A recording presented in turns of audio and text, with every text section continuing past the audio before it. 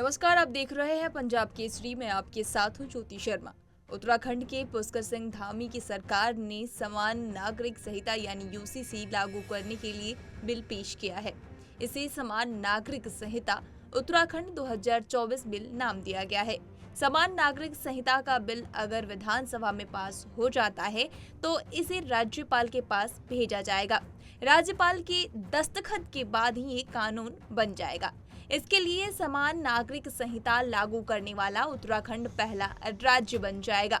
अभी गोवा में समान नागरिक संहिता लागू है, लेकिन वो पुर्तगाल के शासन से ही है। बीजेपी ने 2022 के विधानसभा चुनाव के दौरान उत्तराखंड में समान नागरिक संहिता लागू करने का वादा किया था।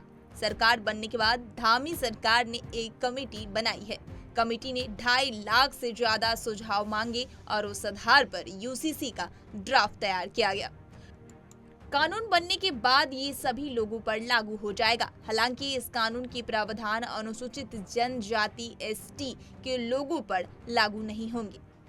अगर ये कानून बन जाता है तो इससे बहु विवाह पर भी रोक लग जाएगी।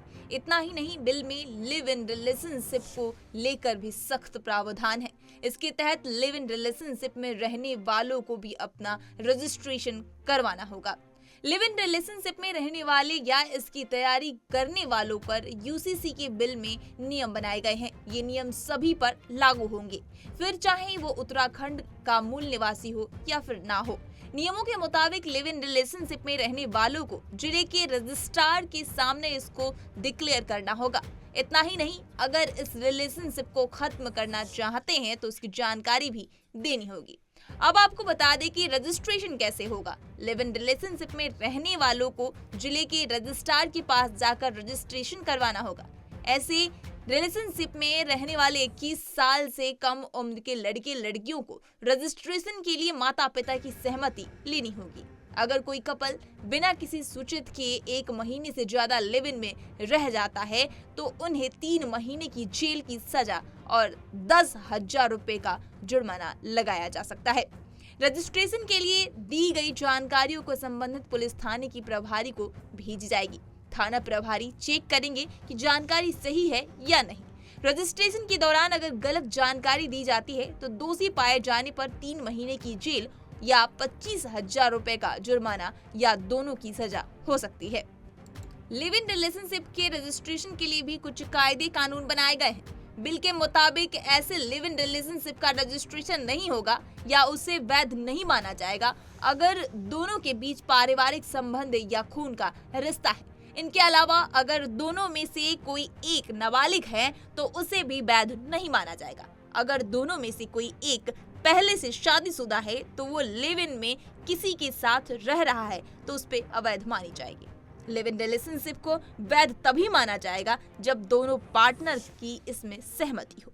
अगर धोखे, जबरदस्ती या फिर डरा धमकाकर किसी को साथ रखा जाता है तो उसे भी अवैध माना जाएगा। अब आपको बता दें कि लिव इन रिलेशनशिप में रहने के दौरान अगर बच्चा पैदा होता है तो उसे भी वैध माना जाएगा। इसके साथ ही अगर रिलेशनशिप टूटता है तो महिला अदालत जा सकती हैं और गुजारा भत्ता की मांग भी कर सकती हैं। लिव इन रिलेशनशिप में रहने वाले दोनों पार्टनर में से कोई एक भी अगर इसे खत्म करना चाहता है तो उसकी जानकारी भी देनी होगी।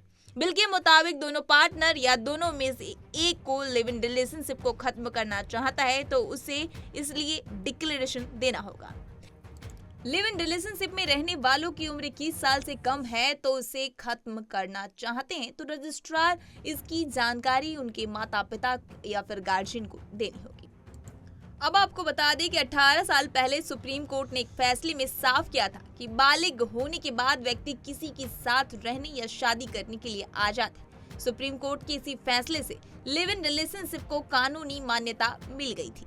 इस फैसले में सुप्रीम कोर्ट ने ये भी कहा था कि कुछ लोगों की नजर में ये अनैतिक हो सकता है, लेकिन ऐसे रिलेशनशिप में रहना अपराध के दायरे में नहीं आता। हालांकि अगर कोई शादीशुदा व्यक्ति बिना तलाक के लिए किसी के साथ लिव इन में रहते हैं तो ये गैर कानूनी माना जाता है।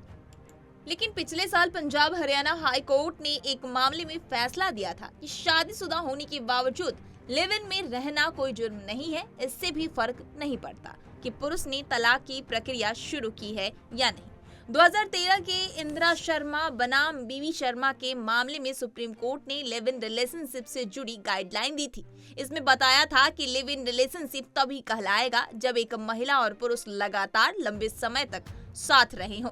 मतलब ये नहीं है कि 1 या 2 दिन साथ रहे और फिर अलग अलग रहने लगे, फिर कुछ महीनों या फिर सालों बाद रहने लगे या फिर अलग हो गए। हालांकि इसकी कोई समय सीमा तय नहीं है।